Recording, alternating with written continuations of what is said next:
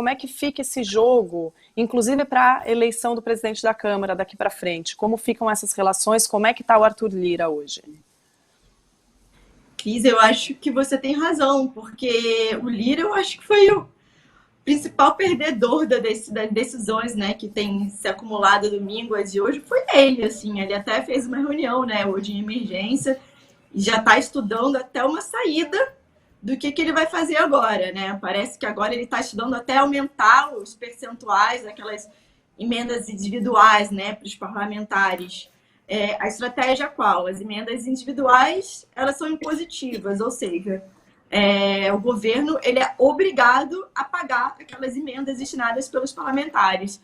Então, isso, né, nessa nova estratégia, parece que foi articulada hoje pelo Lira, ele diminuiria um pouco, né, o poder do governo federal, ele daria esse contra-ataque, né, digamos, com o executivo, tentando aumentar o percentual dessas emendas individuais.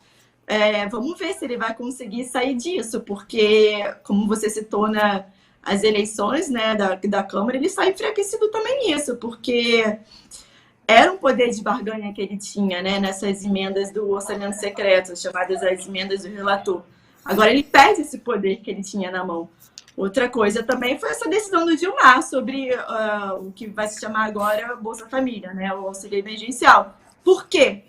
Porque isso era uma das principais questões da PEC da transição, né, que ele estava articulando com o governo federal para tentar ser aprovada. Se perde isso, que era a principal questão da PEC, também diminui o poder de negociação e barganha do Lira, que, como o professor citou, o orçamento da pasta da saúde, que ele já está também esse plano para aumentar, é a principal pasta de que o Lira está de olho no executivo. Então, assim, até pleitear pastas, né, funções, cargos no governo, o Lira sai perdendo agora, porque ele fica enfraquecido nessas duas partes, na emenda do orçamento, né, das emendas de relator, e da decisão do Gilmar, que tira muito a importância dessa PEC, né, que o Lula precisava aprovar para passar os principais projetos de governo sociais, e que o Gilmar deu essa cartada aí, né? E sobrou até para o Lewandowski, que o Lira tinha ensaiado na semana passada. O Congresso tentou colocar ali uma maquiagem, né, nas emendas, colocar uma transparência.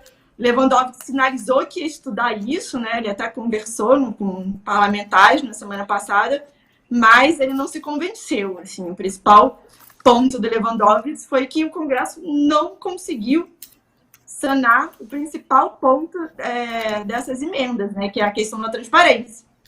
Você não sabe quem está destinando e quem recebe. E aí, por isso, essa votação tão acirrada no STF. Então, acho que depois disso tudo, Lira que é o principal perdedor. Ele não está feliz hoje, com certeza. Não está feliz, e amanhã vai ser um dia interessante de acompanhar em Brasília, né, Constância, o que vai acontecer.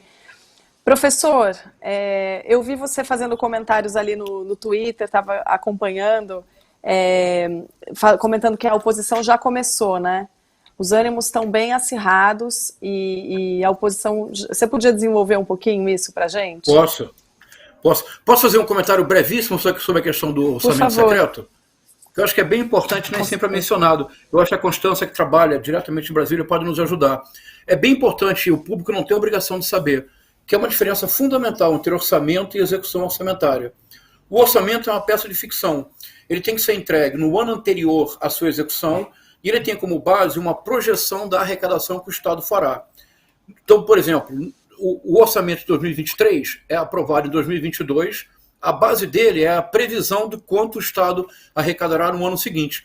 Por isso, não existe orçamento que não sofra contingenciamento, porque é quase impossível que a previsão da arrecadação se complete na sua íntegra, de modo que você tenha acesso a todo aquele dinheiro. Mas imaginemos um mundo ideal. O governo projeta X trilhões de arrecadação e o governo arrecada exatamente o que projetou. Isso significa dinheiro? Não. Porque num serviço público você precisa projeto, o projeto tem que ser aprovado pelos tribunais de conta, você precisa de licitação, a licitação tem que ser aprovada pelos tribunais de conta, tem que ser pública, é um processo imensamente complexo. Depois de tudo isso, você finalmente pode contratar o serviço, realizar empenho e finalmente pagar.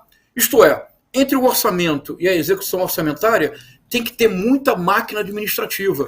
O maior exemplo do colapso do governo Bolsonaro, que nunca se constituiu como governo, a não ser como arquitetura da destruição, é que, por exemplo, o Ministério da Educação, em toda a história da Nova República, o menor nível de execução orçamentária é o governo Bolsonaro, porque eles não trabalham.